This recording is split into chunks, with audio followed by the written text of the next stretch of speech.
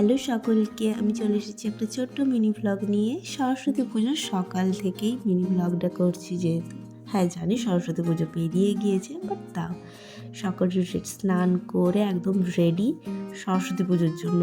এটা হচ্ছে আমাদের মা বাড়ির সরস্বতী পুজোর ডেকোরেশন, যেটা না দেখালে পুরোটাই অপূর্ণ থেকে যায়। তো এত সুন্দর ফুলের কাজ করেছিল, জাস্ট দারুণ, ফাটাফাটি দেখার মতো। তারপরে তো জোগাড় যন্ত্রগুলো থাকেই সরস্বতী পুজোর। এই যে মাইমা এখানে আলপনা দিলেন, আমার বোন টুকিটাকি কাজ। তারপর আমরা সবাই মিলে, ভাই বোনেরা মিলে এখানে পুষ্পাঞ্জলি দিয়ে দিলাম, দেন প্রসাদ খেয়ে উপোস ভাঙলাম। তারপর আমরা বেরিয়ে পড়লাম। আমি কিন্তু সকালবেলা সরস্বতী পুজোয় বেরোতে পারিনি, আমরা সন্ধ্যেবেলা বেরিয়েছিলাম পুরো ফ্যামিলি সবাই মিলে। এই যে আমার দিদিভাই। তো ব্যাস, তারপর আমরা একটু ঠাকুরগুলো দেখে নিলাম। যারা বাঁকুড়াতে থাকো তাদেরকে নতুন করে কিছু বলার নেই, কারণ ওখানে দারুণ প্যান্ডেল করে।